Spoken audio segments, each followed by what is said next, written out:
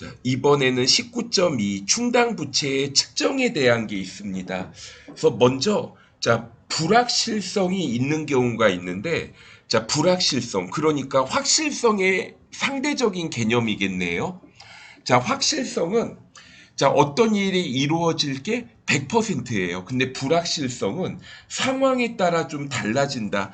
이렇게 이해하시면 되겠습니다. 자, 예를 들어 볼게요.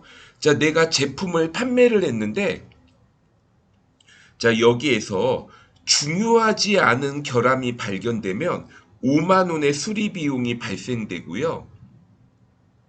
그리고 치명적인 결함이 발생하면 30만 원의 수리 비용이 발생할 것으로 예상을 합니다.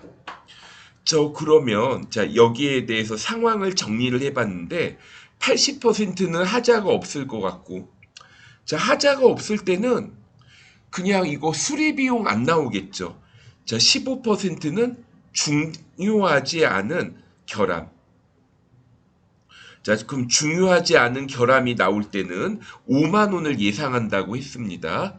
그리고 5%만큼은 치명적인 결함이 있을 것으로 예상하였다. 자, 그러면 자, 충당부채 얼마인가 정리를 해봤는데, 자, 아까 전에 제가 봤을 때, 자, 하자가 없는 경우는 확률이 80%인데, 하자가 없을 땐 수리비용 안 나오겠죠. 충당부채 0. 자, 중요하지 않은 결함이 나올 확률 15%입니다.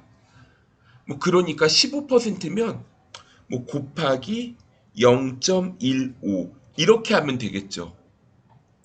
자, 이때는 수리 비용이 5만 원이 나올 거고요. 그러면 5만 원 곱하기 0.15를 하면 7만 5천 원이 계산되겠죠.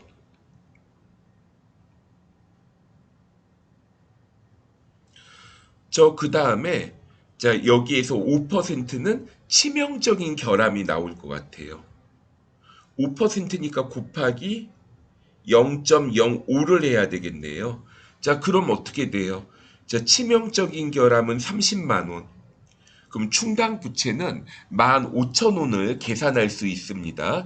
그럼 이제 충당 부채 합계 22,500원을 충당 부채로 설정할 수 있겠습니다. 그리고 충당 부채는 현재 가치 평가를 합니다. 자, 이거 제가 예를 하나만 들어볼게요. 자, 사례. 예를 들어서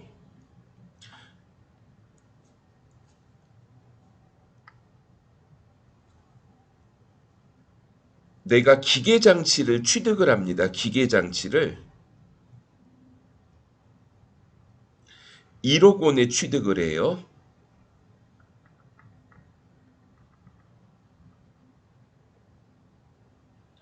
자, 기계장치를 1억 원에 취득을 하고 5년 후에 자, 이거를 안전하게 이제 처리를 해서 폐기해야 됩니다. 5년 후에 자, 복구 비용 자, 5천만 원이 발생한다고 해 볼게요.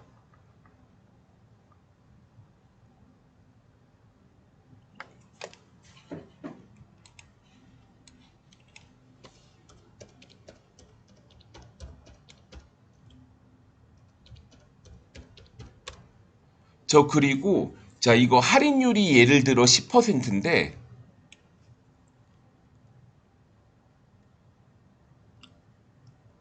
자, 할인율을 10%로 가정하는데 자, 여기에 대한 평가계수가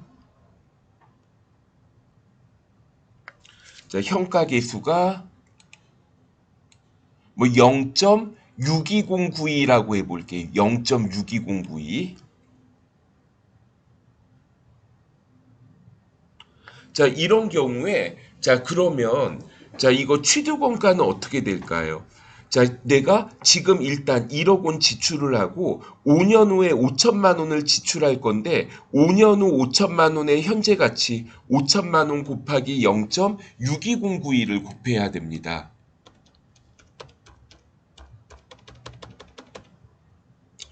자, 그러면 취득원가가 자, 이거 1억 원에서 31046을 더해야 되죠.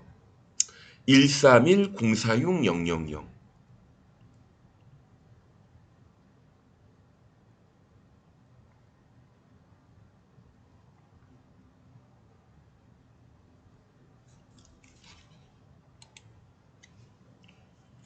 자, 이런 식으로 처리할 수가 있겠습니다. 저 이거 좀 제가 이거 분계를 한번 적어 볼게요. 자, 여기 요 사례를 가지고 자, 만약에 이런 기계 장치를 취득을 한다. 그러면 차변의 기계 장치 131046000이 되겠고요. 그리고 자, 내가 일단 현금으로는 1억 원을 지급하겠죠. 그리고 복구 충당 부채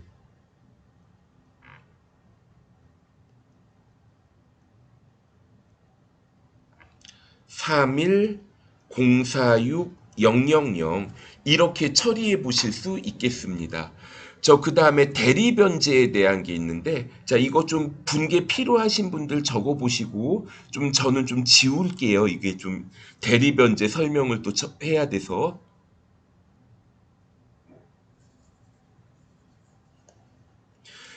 자, 보험을 가입을 했어요. 그래서 보험사에서 대신 지급하는 경우 있죠.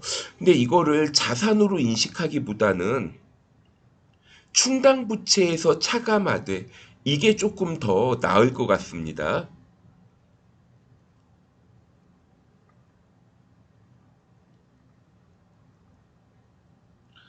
자, 예를 들어 볼게요. 내가 어떤 소송을 당했습니다. 그래가지고 한 10억 원 정도를 손해배상을 해줘야 될 것 같은데 이럴 줄 알고 내가 보험에 가입을 했어요. 그래서 보험회사에서 대신 8억 원 정도를 갚아줄 것 같습니다. 그러면 얼마만 충당부채로 인식해요? 자, 2억 원만 충당부채로 인식합니다. 저희 그리고 지문 중에 하나로 가끔 물어보는데 미래에 예상되는 영업손실, 미래 예상 영업손실은 충당부채로 인식하지 않고 그 다음에 손실부담 계약.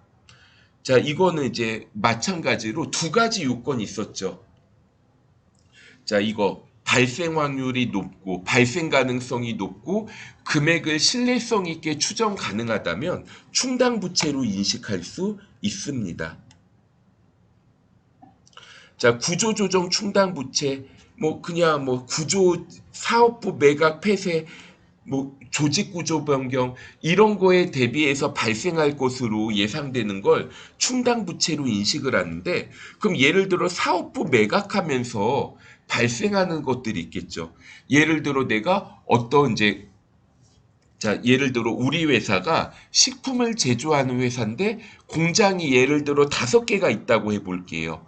근데 이 공장 중에 하나를 이제 더 이상 사업을 안 할 거고 그 공장에 이제 쓸 일이 없을 것 같아요. 공장 건물 팔아야지 유형자산 처분 이익 같은 거 미래 나오겠죠.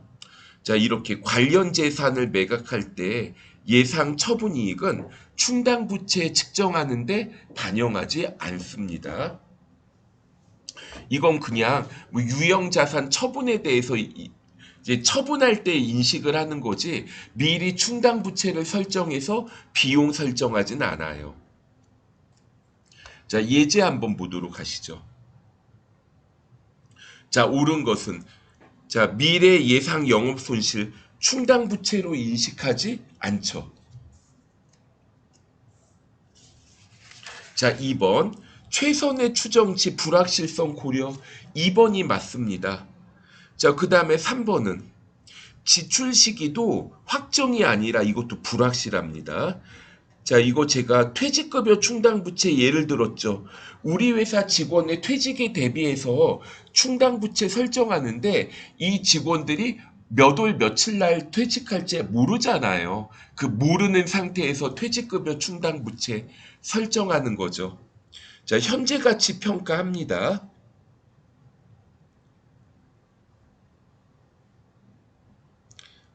자, 그럼 3번, 4번 다 틀렸으니까 가장 옳은 거 2번이 답이 됩니다. 자, 2번 문제. 자, 우리가 이제 여기 소송 패소를 대비해서 이렇게 보험을 가입을 했는데, 자, 여기 소송으로 지급할 금액이 10억 원인데 보험사에서 11억을 변제받는다? 자, 그런데 이거 우발 자산은 재무상태표에 인식을 못하죠. 자산으로 인식할 금액 없습니다. 그러니까 원래는 이제 충당부채 10억을 인식을 해야 되는데 보험사에서 보장해 줄 것으로 예상되니까 그러니까 충당부채에서 그냥 차감되는 거예요. 자, 3번 문제. 충당부채에 대한 설명으로 가장 올바르지 않은 것은 하고 물어봤습니다. 그래서 1번 미래 예상 영업 손실 충당부채로 인식하지 않는다 맞고요. 자, 그리고 회피 불가능한 원가. 그래서 경제적 효익을 초과하는 계약을 체결해요. 손실부담 계약이죠, 한마디로. 자, 손실부담 계약도 요건을 충족하면 충당부채 될 수가 있고, 그 다음에, 자, 구조조정에 대한 거 물어봤는데, 자, 자, 이거 구조조정을 하면서 자산 처분하는 거, 미래 예상 영업손실은 충당부채로 인식하지 않지만 손실부담은 충당부채 맞고요. 4번 자산을 매각할 때 예상 처분이익은 충당부채 계산할 때 반영하지 않습니다. 자, 그러면 여기까지 해서 자, 우리가 19.2 살펴봤고 다음에는 좀 또 다른 충당부채 계산 사례를 보도록 할게요.